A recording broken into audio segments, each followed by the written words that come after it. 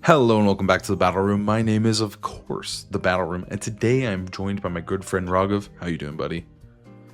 Honestly, Colin, it's been a bit of a crazy day. I was thinking of adopting a puppy, so I went over to the pet adoption center when I got a call from my boss, and he told me the whole thing was rigged to blow and that I was the only one who could stop it. So I went in there ready to turn off this bomb when I realized all the wires were in the wrong place. Every single wire was going to the wrong port. So I had to report all those wires, and let's just say I saved those puppies. I have become a master of reporting, and that's why I'm here today for this meta report. Today we're going to be breaking down the current Regulation MB meta. It's been about a week. I feel like we're starting to get more of a grasp on what's going on, what's good, what's not good, and that's what we're here today to do. So first things first, we're going to look at some meta Pokemon, which the usage stats, what they're using, what they're good at, and then we're going to take a peek at three teams that I think are very strong right now in the meta to help you climb, and also that you should be prepared to beat. And then we're going to take a look at some meta winners and meta losers. Time to visit my favorite pet store. Hopefully there's not a crazy situation that requires some professionals. I'm just trying to get some treats for my cat, but you know what would help me get treats more is subscribers on YouTube. Please consider subscribing. It helps feed the cat, and that's very important. Anyways, enjoy the video. So first things first, we got to talk about number one, Garchomp. Garchomp is actually number one. Basculegion was number one for a very long time, but now it's Garchomp and Whimsicott. So Garchomp is clearly one of the big winners of this entire format right now. He's doing amazing. Yeah, Garchomp is king. And I think he just benefits so much from the meta settling down at the end of last format into just Charizard is the GOAT. And Garchomp becomes an essential partner and like an essential tool to fight against Charizard, right? And he is only doing better now that he has access to Life Orb. I feel like all the calcs are changing. Like Charizards were originally EV to live Rock Slide. Now it's pretty hard. And just you're just able to nuke other like chomps who are also jolly too. So I think Life Orb's a huge buff for Garchomp, and at this point he's become like almost essential on the team. Yeah, he is just the best Pokemon in the game. I do want to look at, yeah, Jolly is just the dominant nature. Actually, in the past, even when, like, I feel like the end of Regulation MA, Jolly was starting to become more and more popular. There was still, Adamant was still the most used when we looked at this last, but now Jolly is just number one, 66% of the time. And like you mentioned, that Life Orb is just getting really big KOs that he was just barely missing in the past. So it's just kind of unlocked him, and he's been put on so many teams right now. It's also just like the only good ground type, kind of. Yeah. So it makes sense naturally that his usage is going to be this high. I just feel like the progression of the meta last format makes Garchomp number one over some of the other Pokemon that have kind of gone down. Yeah, and I think too, like his moveset is pretty locked in. You'll notice here, like the usage stats, like there's a little bit of stomping, a little bit of poison, but these four moves, Dragon Claw, Rock Slide, EQ, and Protect, are just simply the best moves on him. And I don't think that's going to change. I think that's just kind of how he is. He has amazing synergy with the best Mega in the game, which is Charizard. He also has good synergy with Whimsicott as well. Like the big six team is just not going away. But also you'll notice down here, he's good with stuff like Staraptor, right? Like he's good on other teams, good with Golden Go. He's very flexible, and like it's just when there's low powered formats, Garchomp is faster than everything, he's bulkier than everything, and he's stronger than everything, and that just makes him like just one of the best Pokemon in the game whenever he's allowed, and stuff like Landorus isn't. So the second Pokemon on the list here is going to be Whimsicott. Whimsicott surprisingly is at number two. It's not too surprising because I think Priority Tailwind is really good, but Whimsicott has had such a glow up. Like originally it was like barely used, Aerodactyl was king, and then it started rising and rising and rising, and now here we are, number two.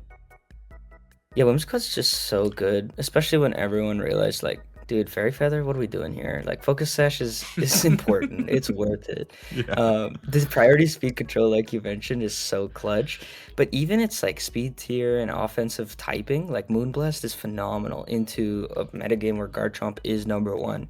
And then you have just such an insane move pool of support moves. You can click Encore, which is like what we've seen mostly, but now with new additions, things like Charm, Fake Tears, Tickle are all so valuable in like boosting potentially Staraptor. Yeah, Staraptor is actually like Really quick while we're talking about Whimsicott, Staraptor is surprisingly at ninth. We're not really going to break down Staraptor, but the fact that Staraptor is so popular, I think, is helping Whimsicott quite a bit as well. The sash set, like you mentioned, is just it's just so good.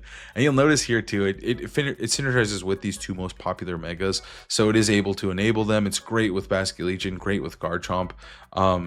It is also just like, when it comes to fairy types, there just aren't a lot. It really is like Floette, with Sylveon, and Whimsicott. So Whimsicott being one of them, fairy typing is still some of the best in the game. So it makes sense, like you said, with that Moonblast is so important to Whimsicott's success. And just being able to spam that with a max special attack, timid sash Whimsicott feels good. Yeah, it just gives so much to any team you put it on. Immediate speed control, immediate disruption, and it makes a team that's like, okay, these Pokemon are solid, and it makes the team a team. Like you actually have a mode now. Like you can click Tailwind. Yeah, and I mean, even I was watching a video the other day where they were interviewing the Australian player who won the big like Smogon tournament, and he asked him, he's like, how often do you bring Whimsicott? And he said, I bring it into every matchup that's not Trick Room. And I feel like Whimsicott is just good in every matchup that's not Trick Room. And even then, sometimes you have to bring it so you can beat their Tail Room mode. So Whimsicott is just like one of the best Pokemon in the game. It's not even close right now, and we were silly not to use him sooner. So next up is Basculegion. Basculegion formerly first, falling all the way down to third. He's washed. He's washed. But the truth is they didn't really add anything that like really takes Basculegion out of his top spot. Like there's no Rillaboom, there's no crazy grass types outside of like Vileplume. So he is still going to be number one, and he's going to be chilling. Yeah, I think Basculegion is just the latest victim of overfishing. Like everyone's trying to beat this guy, but they're also trying to use him. And when he's popular, you know what sucks is that he beats himself. So Basculegion, I think, is a bit of a tricky Pokemon in that it's so good that like you have to respect it, and everyone is trying to make sure that they don't just auto lose to this guy. I will say, I won't be surprised if he goes back to number one soon, because I think there's a difficult decision to be made in this format. Do I want the Life Orb on my Garchomp, or do I want it on my Basculegion? And there's no wrong answer, but I think more and more people are going to start slapping that Life Orb on and realize, like, wow, it kills everything now after just one boost. Yeah, I think that the Life Orb Basculegion said it's only at 16%, but we're seeing, especially in Japan, I did just take a peek at some Japan teams recently in a video, and I saw so many Life Orb Basculegions. So I expect this number to genuinely double the next time we do one of these meta breakdowns and we check out Basculegion. And like you said, I expect him to rise back up to the top to be number one. But also surprisingly, Choice Scarf is super popular on the in-game ladder, which is kind of funny. But yeah, Focus Sash falling a little bit out of favor, and Citrus Berry just basically going extinct. So it's kind of just up to the speed boosting item or the two damage boosting ones. Yeah, I think Choice Scarf is still going to be popular in like the best of one closed sheet format, and as well as like, we haven't talked about it, but King Gambit's not in the top 3 right now. He's not even in the top 5, which we'll get to. And so maybe that gives you a little bit more opportunity to run that Choice Scarf Basculegion, especially if they're not running Black Glasses, right? It's easier to live those hits. And I think Basque is just, again, so splashable. Like you can put him on any team. It's good with the most popular megas. It's good with Rain, which is kind of popping off now with Swampert's edition. And I think one of the best leads in the game, just to talk about his teammates for a second, is Whimsicott Basculegion. Oh yeah. Yeah, that lead is just so insane. Like you can lead it into almost any team, especially with the Life Orb too. You're dealing even more damage now. He can't be faked out. He just gets to just hit you as hard as he wants with his Wave Crash, right? And Mystic Water, Life Orb, those Wave Crashes are going to hurt. But yeah, he's also just synergizes well with the other best Pokemon. Obviously, Charizard and Basculegion is like surprisingly one of the best combos. It's just because Last Respects is so broken that it just simply doesn't matter that his other moves are worthless. So it just kind of works out. Obviously, Rain teams as well are starting to become a little bit more popular, which we'll get into, but Pelipper is also a great partner for Basculegion. We are seeing primarily still adaptability. Like even if you do run the Rain team, usually it's better to just run adaptability Choice Scarf instead of Swift Swim, but there's a couple Swift Swim believers out there. Yeah, I think adaptability is the one, and so much so that I believe the boy's going to be back. He's going to make his climb back to his throne, and he is going to be number one in this format. Next up is Sinistra. Sinistra has not been in the top 5 since like the first week of the game, when we really thought it was going to be broken, it was going to be meta breaking, but then it fell off really, really hard. But then as time has went on, it turns out it was pretty meta breaking. It's still very, very good. But I think with the new additions, Sinistra is a huge winner, especially like with Swampert, with Archaludon, as you see here, right? Like these Pokemon right here, these 3 are what are carrying Sinistra to the top. And also, of course, Incini is one of the best balanced options in the entire game. Yeah, no, honestly, this feels like hella validating. I feel like we were kind of gassing Sinistra up for so long when the game first came out because it made sense, right? It's like the only good redirector. It heals. There's not many grass types and trick room setters, and it just took a minute for us to realize, like, oh, we can actually play the Instant Sinistra game, right? Like, Yeah. Cindy's not just good on rain. That Delphox, Floette, Protect the Queen style team is still so broken. Like, by the end of last format, it felt like if you play better, it's like really hard to stop. And I don't see much added to kind of change that, right? Sinistra also very cool with Grimmsnarl. I think another parting shot Pokemon, having things like screens to make it bulkier, the hospitality synergy is just phenomenal. So I think Sinistra's only gotten better since the last format when people were already trying to, or like they already were figuring it out. Yeah, and I think like it just kind of makes every mega unkillable. You see Staraptors here. It's another great Pokemon that Sinistra loves to heal, to keep going. When it comes to moves, obviously it's pretty simple. You do usually run Matcha Gotcha, Rage Powder, and then you kind of choose one of these 3. Yeah. Or these 2. You usually choose one of these 2, and then you Slam Protect as the last. Obviously, some teams will run both of these. But yeah, you choose But 2 mostly of 3. Protect, yeah. Protect, I think, is usually the optimal one. And then item-wise, it's usually just about keeping Sinistra alive. Citrus is obviously very, very good to give it more sustain, but then Cassie Berry is also great into stuff like Basculegion. But yeah, usually it's just very defensive in nature. It's just a follow me hospitality bot, and it's just doing really, really good numbers right now. And I think it will stick around this time. I think we'll see Sinistra do well at Worlds and in future events. It's fairly splashable. It's not the same as like the ones above it, but I think it's so necessary and so strong on those, cores where you need to protect your mega with screens or instant that, like you said, Sinistra's gonna be around, and it is so good. Next up is the GOAT of VGC, Incineroar himself. Incin is just absolutely nuts in this current format, and I think he's just been steadily improving as Champions has come out. Like at first, he was washed, it was over, everyone thought he was gonna be garbage, but then he's just slowly climbed his way out of it, and he's just still one of the best Pokemon. Yeah, Instant has found himself again. He's found his role on these teams. Obviously, we just talked about how good Sinistra is, and Instant's a big part of that, right? He is so good with these setup megas, and like Wolf's kind of style with Toxapex, or just teams that require more pivoting and stall. Instant has become an important glue piece, right? And I think the new format helps with that, just because people are bulking down a little bit with screens, or just like weird setup with Staraptor. So I think Incineroar has just proven itself to be really, really good again. Still not at its levels of past, where it's number 1 by a lot, but we can finally say he's not washed, I think. Oh, firmly, dude. When you're number 5, you're definitely not washed. Obviously, his usage will never be as insane. I think that when it comes to low-powered formats, like, I think we're kind of in like a medium power sometimes. Like the megas do hit really, really hard. Like it's not like a true like regional dex because of how strong these megas are and how centralizing they are.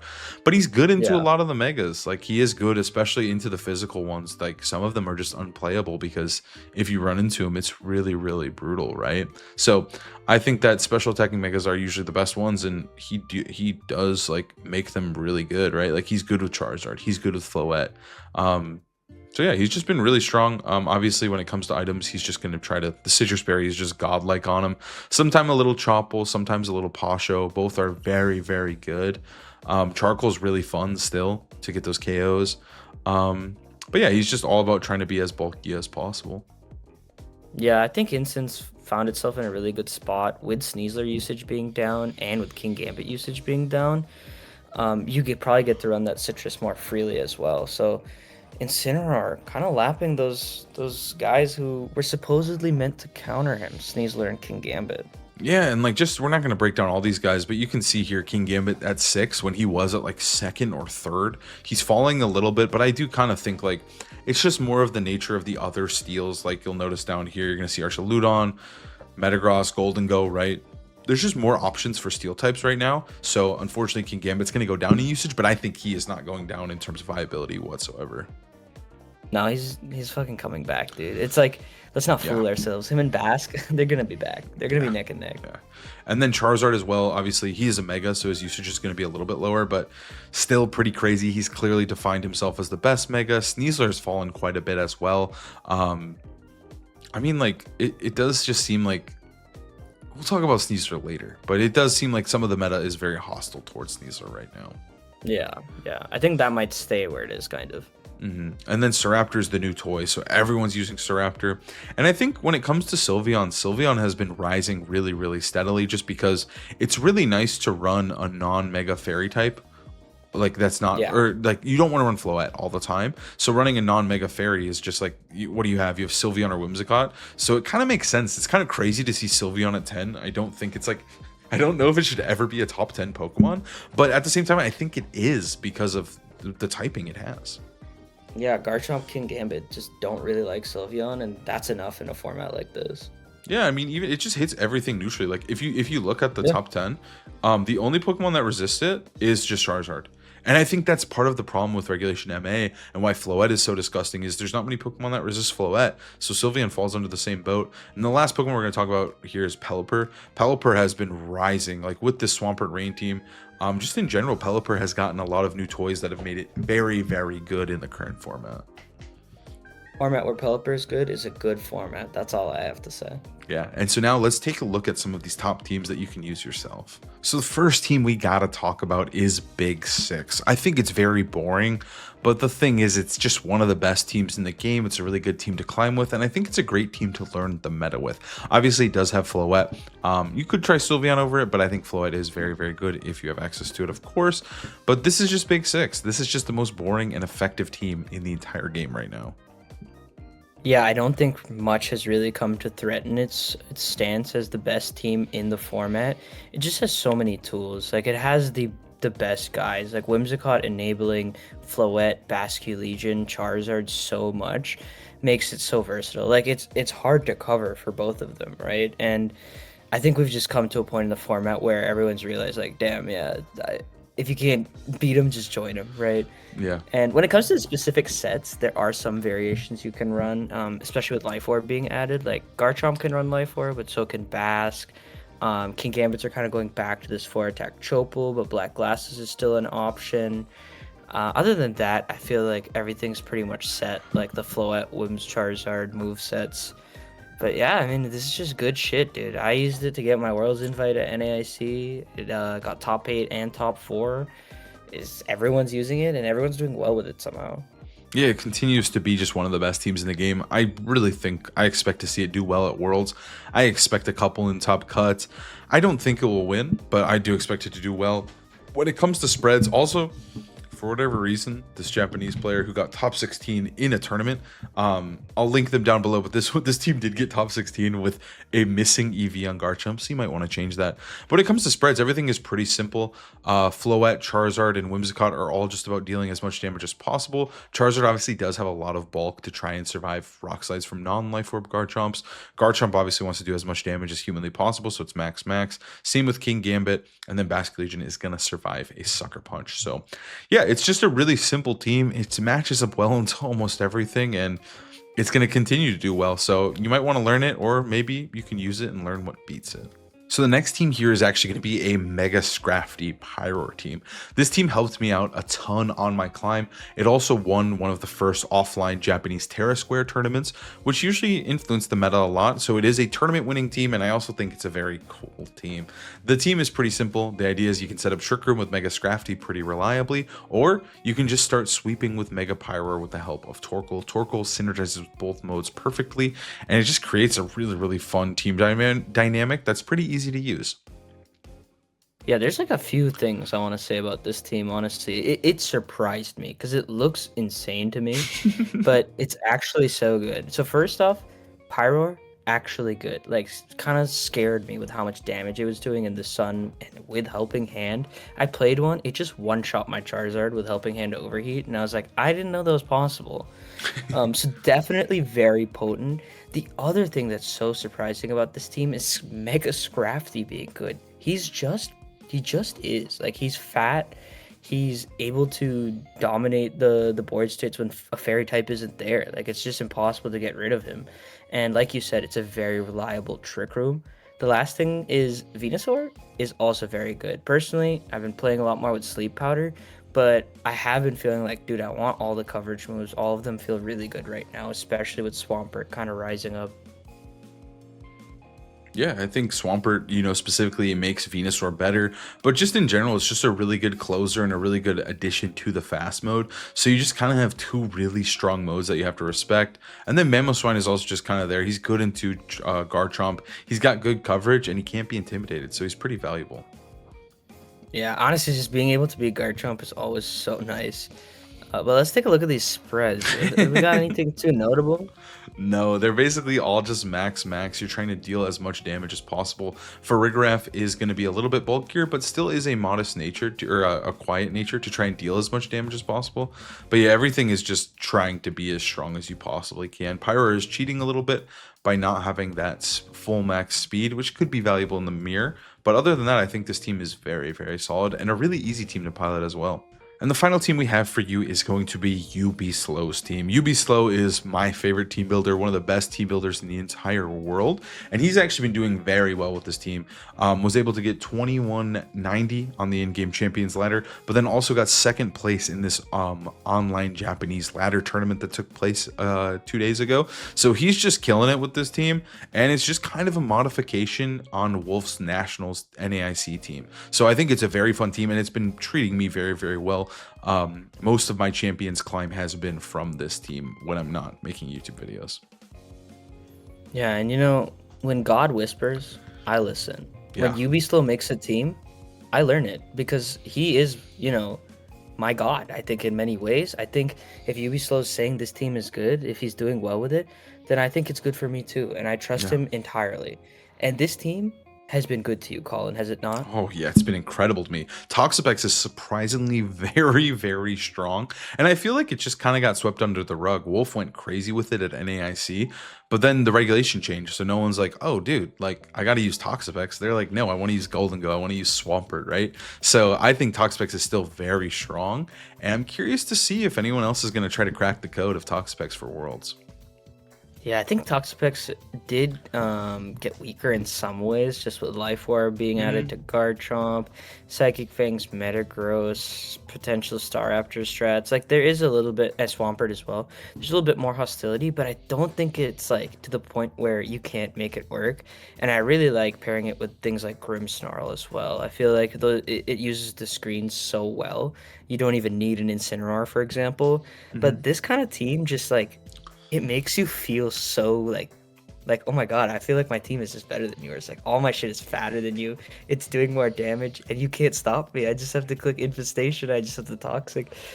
So I would definitely give this team a try if you're trying to like hone your defensive skills, your precision. This shit is fire.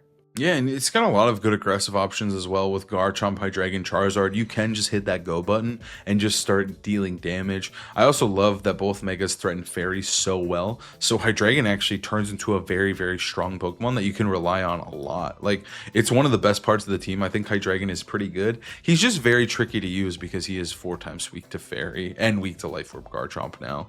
But yeah, I think this team is really fun. Everything is just so bulky. Like, it is a timid, bulky Charizard, bulky Garchomp to survive a Life Orb Dragon Claw. Metagross is just max HP, like almost max HP, right? And then even Grimmsnarl is just, I mean, obviously Grimmsnarl is going to be bulky as well. And Toxapex is straight up unkillable. Like, I don't even know what its base stat numbers are, but just looking at the number 209 and 178, you know this guy's just unkillable. That's so nuts. I think that's what you need to do with the Toxapex screens team. Yeah. It just makes perfect sense, and I feel like they did iterate on Wolf's idea. I just kind of reinvented it for the modern format. So now it's time to talk about some metagame losers. So obviously with Regulation MB, some of these old Pokemon that have been added and also have been in the regulation have gotten a little worse. So we've got 6 losers for you today. And the first one we got to talk about is Sneasler. Now, I don't think Sneasler is a giant loser by any means, but I do think it's gotten a little bit worse. I think there's a lot of hostility towards it. Staraptor, Metagross, Swampert, Rain in general is kind of obnoxious for Sneasler sometimes. So I feel like a lot of those things are just compounding and making Sneasler way worse than it was when it was dominating Regulation MA. Yeah, I think Sneasler, especially at the end of last format, we kind of noticed that White Herb with bulky spread is the best set or the most common set used among top players. But I think that set's a little less viable in this one because of those threats that you mentioned, like Metagross, Swampert, Staraptor, but also those Sneaslers were easy to take Garchomp's Earthquake, and with Life Orb being added, it just can't do that reliably.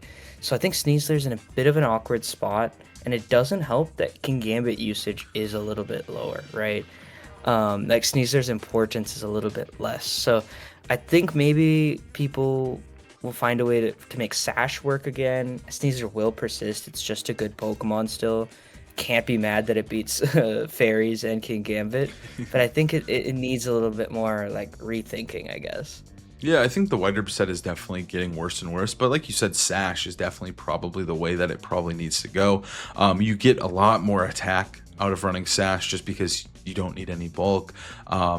It's very versatile. Running Protect on it is still very valuable. And yeah, I think Sash Sneasler might be the way, but still, like, the less of the need of Sneasler is like with King Gambit not on every team. It just feels like not as important. Like 70% usage at NAIC, bro. You need something for King Gambit, but right now, not really. The next Pokemon we have is Frostlass. Now, Frostlass I wouldn't say is the biggest loser of all time either, but it did take a really, really big hit going into Regulation MB. The only Frostlass team that I've seen prevail really is that Lycanroc team, and I just don't know if it's going to stick around for the whole format, but it is still doing pretty well for the most part. It did get top 4, but outside of that, Frostlass is just not being innovated on. It doesn't really like Metagross or Swampert Rain either, so it does feel like it is kind of a loser right now. Yeah, and I just do want to say, if you're running Aura Sphere on Frostlass like Colin, you're probably feeling even worse. It's probably the worst possible mon. But even with Auroraville, I think it just has those issues like you mentioned. And the meta is just kind of settling into such a heavy Charizard format is shitty for it. Like, yeah, Frostlass, we were big on Frostlass. We were trying to make it work. We're trying to figure it out. But it is just an uphill battle, and sometimes you don't want to do that. And the Lycanroc team, sick. One of the best stories in the game, as I've mentioned on the channel. But it's also not liking that a lot of these Charizard teams are running Farigiraf now. They're running Trick Room. And they're just kind of figuring out ways to make it less potent, I guess. So Frostlass in a bit of a tricky spot, not feeling like he's in his prime. Yeah, and then next is Aerodactyl, another Pokemon who also doesn't feel like it's in its prime right now. I have the Aerodactylite, but also just Sash Aerodactyl as well. Aerodactyl was very, very good for all of Regulation MA. It literally got first and second place, right? Like it did very, very well for itself. And I do think that the Mega Aerodactyl still has a shot, especially on that Farigiraf team. That team did not get any worse. But Aerodactyl himself has just been kind of falling by the wayside. Whimsicott is second in usage. It's dominating the game. And I think that Aerodactyl does find Whimsicott very annoying. Like you have to play very precise to get around those types of teams. Yeah, Whimsicott being number 2 in usage, at least on the in-game ladder, is pretty annoying for Aerodactyl. And the addition of Life Orb on things like Basculegion also make its life very scary, especially because, like, a lot of people are dropping Protect on Aerodactyl. They're running Ice Fang, they're running Wide Guard, so it gets pretty annoying to position him around, and he becomes almost like a niche pick in certain matchups, either as a mix-up or like, oh, okay, I only need him for this matchup. So Aerodactyl's still going to be around. It just doesn't feel as strong as it was in like the middle of MA. Yeah, and I think like he does have a potential, especially the Mega, but I don't know. I think the Sash one might actually just kind of be extinct. I just don't really see I mean, it's still good in a Charizard. It still has that value, but I don't know. Aerodactyl is definitely a pretty big loser. He's on Fraud Watch right now. Speaking of Fraud Watch, is Mega Gengar. I feel like everything that was added, like Gengar was struggling. It was struggling to stay relevant. It was still pretty strong. It won a regional. Like it was an okay Pokemon. It was doing okay. Um, but now I don't know. It just seems so brutal with Parting Shot Grimmsnarl being added, Golden Go. You throw in Swampert, Archaludon being good on rain. He's kind of annoying. He can ramp up. Just there's just too much damage coming at this guy right now. I think it's the same story as like every fucking format we've had it in at this point, where it's like, oh my god, he's so good. Oh my god, he's so dog shit, dude. And then he's just gonna be like really good on two kinds of teams, basically.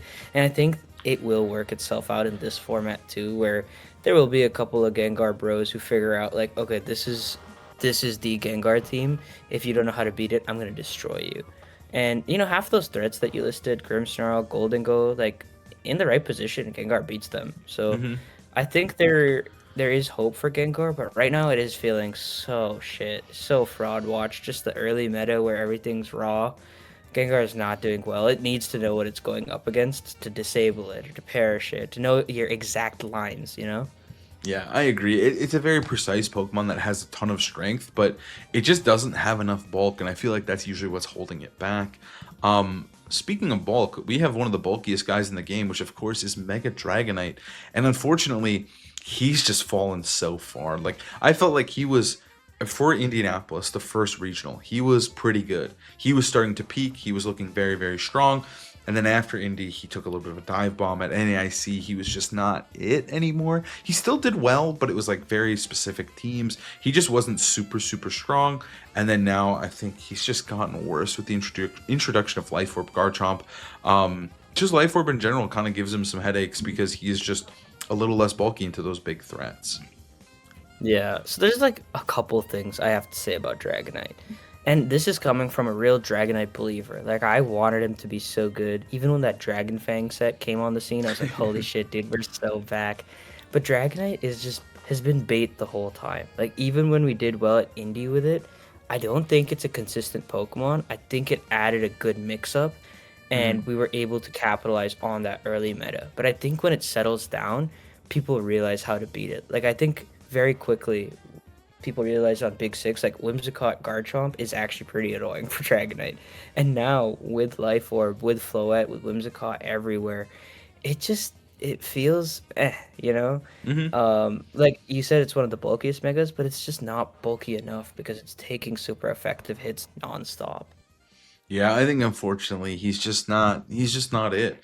And neither is Annihilate. So Annihilate did get nerfed, right? Like he is a loser in that way, but also I've just yet to see him like really pop off. Like we still have access to so his nerfs, I should mention them. He lost Final Gambit, which was an amazing nerf, honestly. Like that set was devilish. It was so annoying. His base HP is way too high to be using Final Gambit. But then they also nerfed Rage Fish Rage Fist so that when he Ah, swaps it's an angry fish.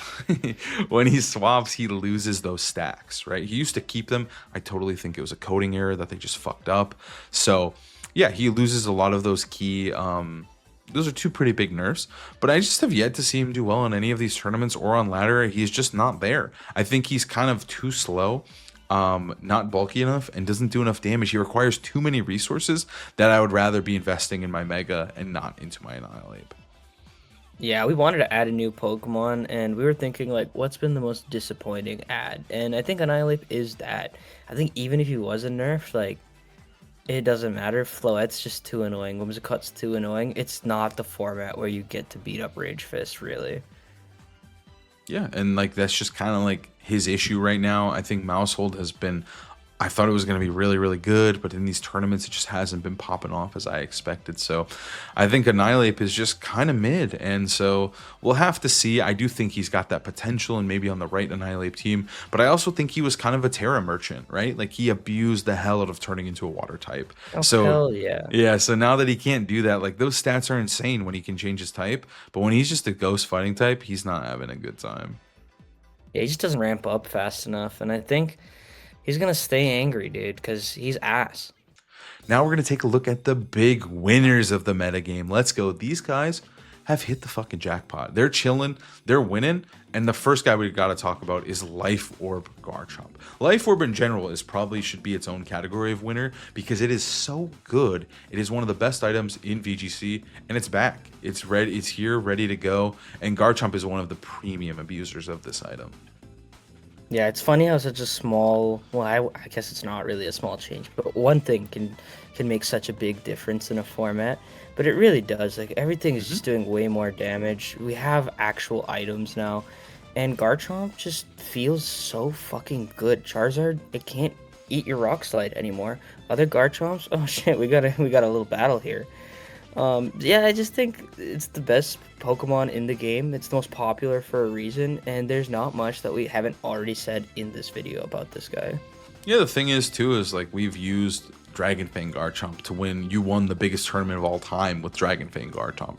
Soft Sand Garchomp was doing very, very well. It got second place at NAIC, right? But now, what if we got both, right? Like, I'll take 10% of my health every turn if I get a like a better Soft Sand, a better Dragonfang to just do insane damage. And like you mentioned, that Charizard calc is just off the charts. So yeah, there's not much to say. It makes him stronger and it makes him better. That's really it. One of the big winners too is also Pelipper.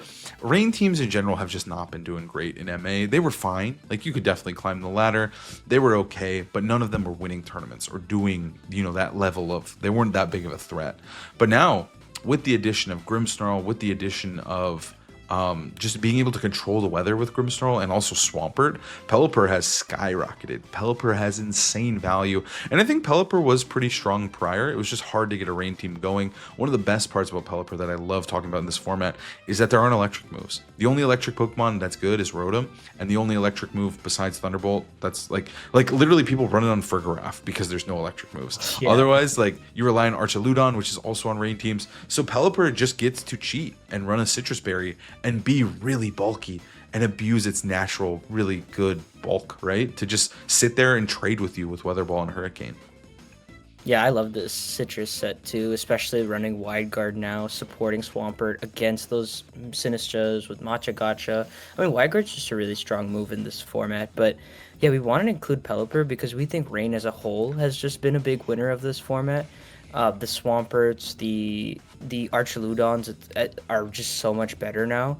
And I really want to talk about Grimmsnarl again because this is such a Charizard heavy meta, but being able to parting shot into your Pelipper at any moment, and if they mega or not, so you can decide, okay, I'm gonna wait for my Pelipper to come back in. It's just such a huge advantage for Rain, and it makes Pelipper harder to kill too. Like, this guy is truly a demon with the Citrus Berry, spamming that Wide Guard, setting up Tailwinds, and I feel like it's just well placed in the format right now. I think another always underappreciated thing about Pelipper is Rain's biggest issue is grass types. Like Swampert hates him, Pelipper hates him. Well, Pelipper doesn't hate him. Politoed hates him though, if that's your rain setter. But Pelipper, Stab Hurricane, it's just beautiful. It just works so well. Also, the trio of Pelipper, Swampert, and Archaludon are just it's a really good core. It's a very good core. I mean, you could make a whole video about cores, and I'd probably put that one on there.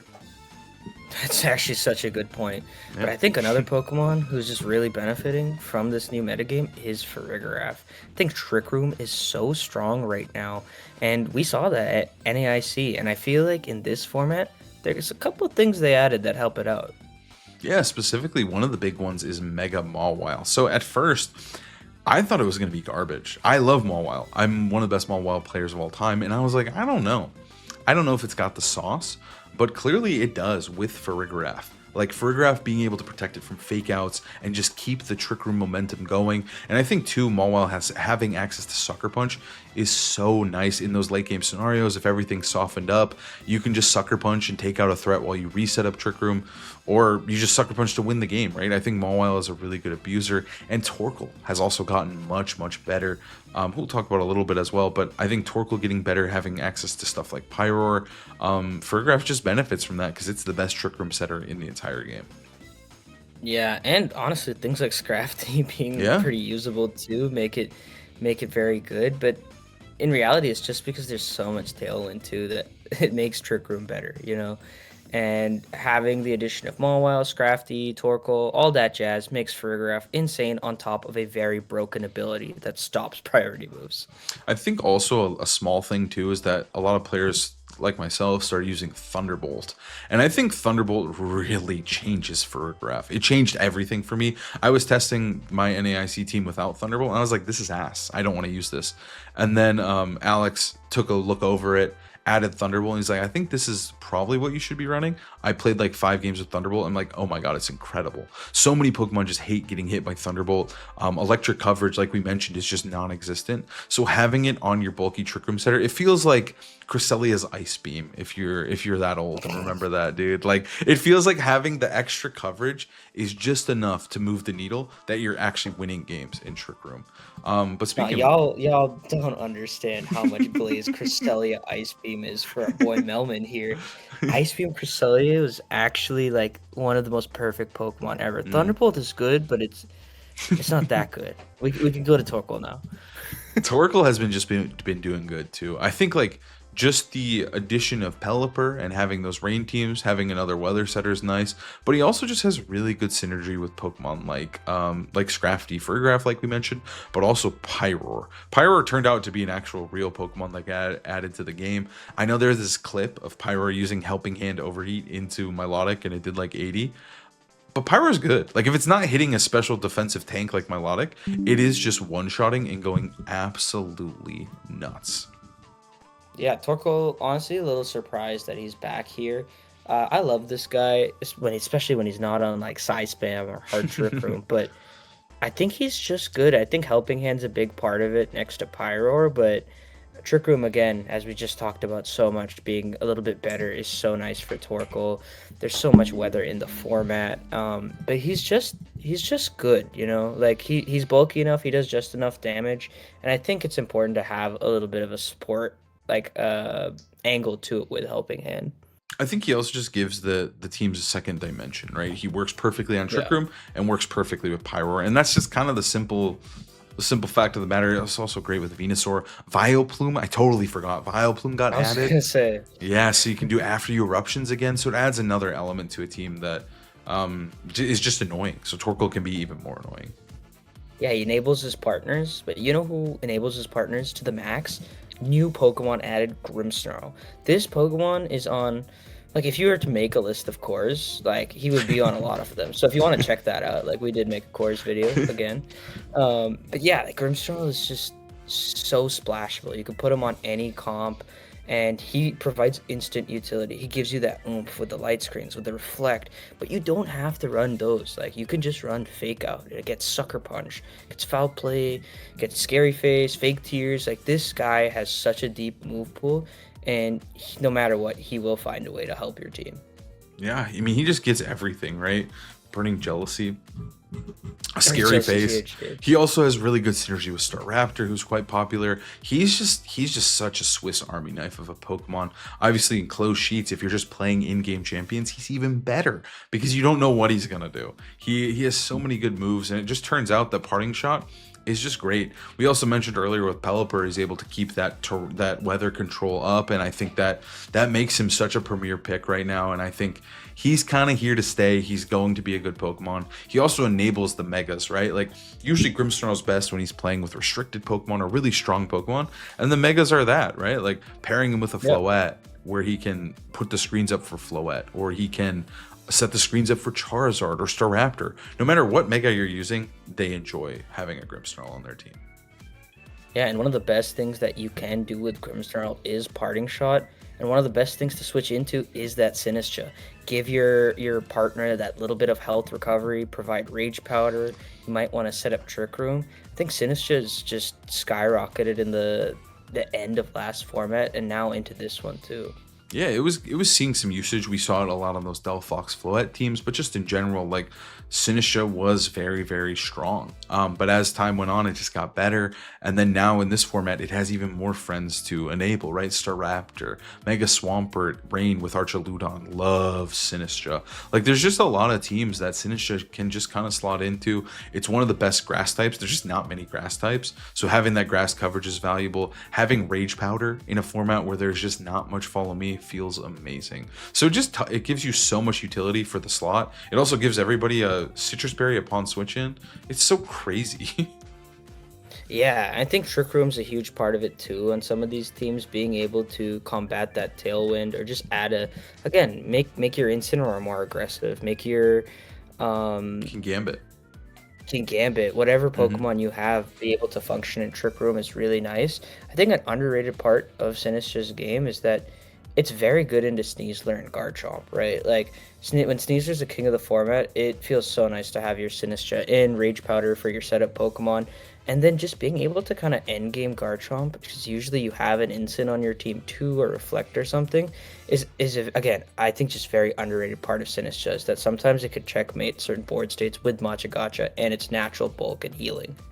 I think too, like the hospitality is so absurd. Like some Pokemon are not supposed to be able to be healed, right? Like Yeah. these mega Pokemon like Charizard or Floette, like they're not supposed to have that sustain. But being able to constantly pivot and switch, you can get easily. You can switch in, heal them, protect, switch to Incin, bring them back in, and you just took half your health is just back randomly on a mega Pokemon. And mega Pokemon are clearly dominating the format. They're what everything's built around. So I think Sinistra in this format is just fire.